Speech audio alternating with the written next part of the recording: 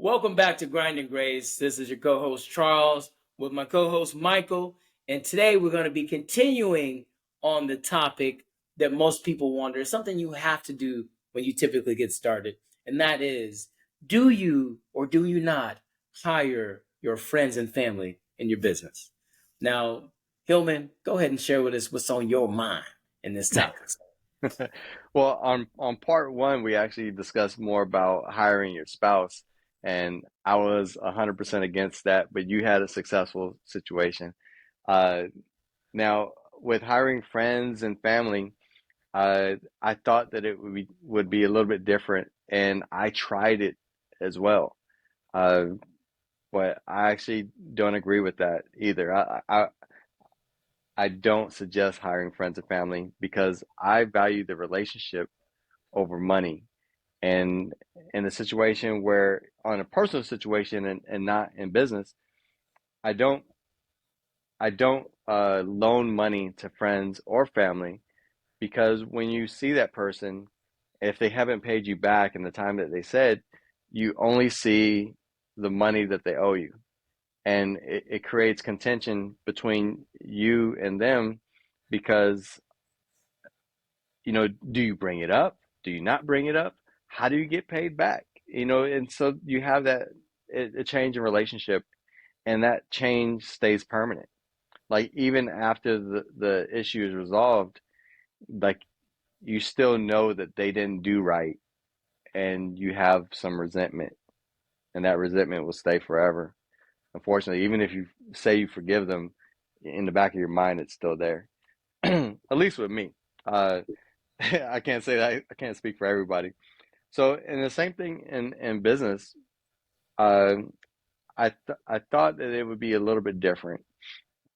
Uh, I guess because of the success I had with the partnership with a friend, that I thought the same thing can happen with other people, and I tried to build businesses around uh, friends or family. I didn't want them to work for me directly because I didn't want a manager subordinate role with a friend or family.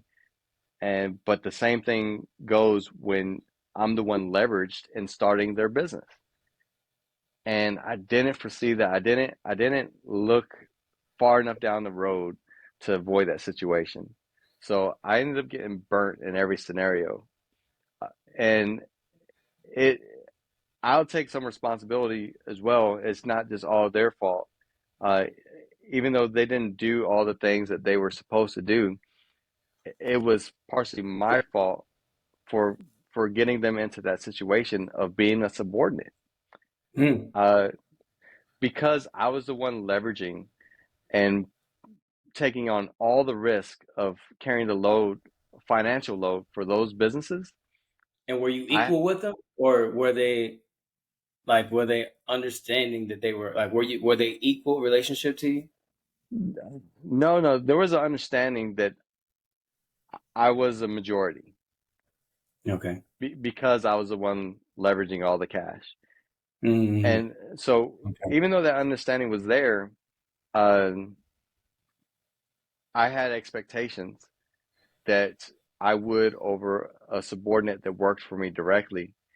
And when those expectations are consistently unmet and unchanged time over time again, and there's no resolution, you know, I decided to cut my losses and dissolve those companies. And that is the same as telling somebody you want your money back or you're not going to be their friend anymore. Mm. And and though Mm. though those type of words were never said, you know, you can tell that there is resentment that is built inside them, and probably inside me too. But I like I'm not a very emotional person, so severing those financial losses away from the person because I'm very good at separating the relationship. So I said, business is business, relationship is relationship.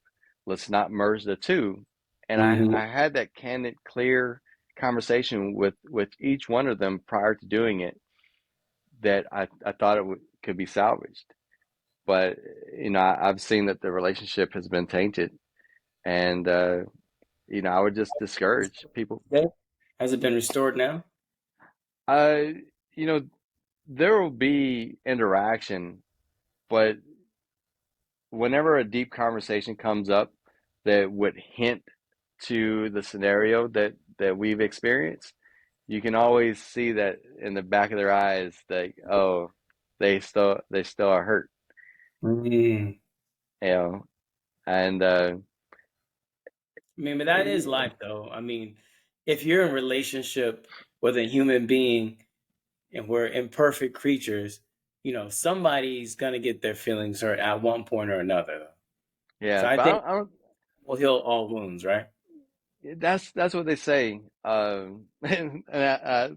say that's what they say because it's almost like you injured your foot in business. See, business is a little bit different, and I say that because let's say that I have a business that is not making it, and there's no forecast of where this business can make it. So it's essentially like I got a big gash in my foot, and it's become infected, and I have gangrene in that foot. If you don't cut it off, it'll kill you. Mm. You have to cut the foot off. And so the same thing in business, that if your business is taking on losses, there's no future forecast for it to get out of these losses. You got to Hmm. cut it off, or You got to get it off. it will be your downfall. It will kill you, not only professionally but personally as well. And so a lot of people can't adopt that mindset, that you have to have that that cold emotional separation when it comes to business. And maybe that doesn't fit all business practices. I don't know, but uh, you'll see it in everyone that has had success, like real long-term success. Mhm. Not these overnight sensations that have been in business 1 or 2 years and making millions of dollars. Because I can tell you that's going to come to the end. Right, of course. Where you see a long-term business that is making it 5, 7, 10, 15 years, Hmm. those people have developed calluses on their emotions that protect them. Like it's just a Right. necessity. Yeah. But I know that just like you had success with hiring your spouse, um, you went through some hard times, but you overcame it through counseling and Hmm. everything. You can't do that with friends and family. You're not like, hey, let's go visit a counselor and get on the same page You with our could if it's relationship. worthwhile the relationship. You could. I guess it all depends how deep it is and how willing that other person is, because most people are not even willing to go to counseling. So, Yeah. like a Yeah. lot of spouses have that same situation. Just imagine a friend or a family member, like, hey, let's Yeah. go to Well, counseling. that's part of the problem. Like, because we're so connected as a people, I think it's easy to write off a relationship because you're like, oh, there's more people I can be friends with. So it's like the culture today is almost like, hey, one mistake, you're done, or hey, if I definitely forgive you and you make two, you're definitely done. Knowing that Hmm. we're going to make mistakes multiple times with other people too. So I think a little bit of grace is needed in all relationships. I mean, because that's gonna happen. Yeah, no, I agree completely on Oh having a yeah, yeah, grace yeah. I'm relationship. just saying in society. Yeah, yeah, yeah. Yeah, yeah, but with business, uh, the business, I just don't think that if, like I said, if the business has become infected and have gangrene or something, that the business is going to die. It's imminent, Mm-hmm. and Mm-hmm. you have to cut your losses. It impacts them, yes, but that's just a financial decision that you have to make, because I was the only one leveraged. I was the only one with something to lose. Mm-hmm. And so that's the situation. Like there was no grace in that scenario. The grace was me having the conversation, the candid conversation of, you know, why we got in the situation, how can we get out of it? If we can't get out of it, this is what needs to happen, whether they accept it or not. Like that was the grace, having the conversation. Yeah, for sure. For versus sure. just making a unilateral decision behind their back and them not being aware. But some people don't. Sometimes people don't accept that. But you have. I don't know if you have any friends still working for you, but I know do have some family working for you still. So, Hmm. you know, we still have about 5 minutes left if you want to expand on that. Yeah, yeah, absolutely. So I'll say this. So I want to speak to the friends part first because at the end of the day, yeah, I had some people. So you know how like you really vibe with a person and you like them, and maybe it's your drinking buddy, or maybe it's a close friend, or maybe it's whatever. But somebody that you're friends with, and not every friendship needs to be a business partner or associate. And during the pandemic, I remember, there's this guy that I gotten pretty close to, and I'm like, hey, you know what? I'm getting ready to just launch this Amazon business. I want you to come help me. And so they decided to come help me. And now this person didn't have any skills, no experience in this, and no leadership skills or anything like that. But I'm like, hey, I'm gonna make you the lead person in the company to manage, 80 plus people, also to make sure that we are timely, executing on our promises to Amazon. Well, my biggest thing I was hoping for was that we would have an open and clear path of communication, and that if any challenges came in the way, I knew we would be able to talk through it. That was my logic. What I wasn't counting on is, me. I'm thinking, hey, I'm providing an opportunity, six-figure a year opportunity as well, plus the a promise of a business development grant, for just working with me for 2 years, because we're on the same team, and I'm trying to help make sure you're elevated as well. When I tell you, that was one of the most detrimental decisions for that company that I'd ever made, I'm telling you, it almost terminated not just my ability to earn money, but the other 80 people that were relying on me. So I realized, in the beginning, you do hire who you can, who you know, who you trust, who you can afford, but then eventually they need to be replaced or weaned out with somebody that's more technical, more experienced, and able to get the job done. And so, if anything I've learned, I'd say it's yeah, it's probably definitely better to. So, okay, there's a priority that needs to be focused, right? So you need to, one, put the business first. So the needs of the business comes first. Second, the needs of your team comes second, and then third, your needs are right here, right? So, um, business, team, you. And the reason why is, if you take care of the business, everybody will be taken care of. Then you next take care of your employees. That's going to be golden too. Excuse me, I messed up. And then, so business, team, then customers. That's what I meant to say. And then you.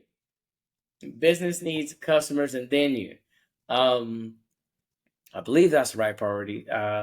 Somebody powerful was just telling me that, and it made sense at the end of the day. And the reason why is because take care of business, take care of everybody. And if I kept that in mind, knowing that I had the person without the right skill set to get it successful, um, I think a lot of this would have been avoided. Whether they're your friends, family, or spouse, if they're not serving the needs of the business, everybody will fail and everybody will be hurt at the end of the day. So you're saying that friends and family are kind of like the equal place in that hiring or situation. But uh, just quickly because we have a little bit of time left, how did that how did that affect your relationship with this person? This is a person that I see frequently. So it did affect it, to be candid with you, because as far as resentment goes, I had to let the person go, but they honestly quit. Like in our most critical time, we have something called Amazon Prime, where, hey, if you're not 100% on it, you can get something known as a breach of contract, which means, hey, you're going to have to exit the organization. And this person was like, we had blackout days. Our drivers tried to take vacations during this time. We're like, hey, you can't take vacations.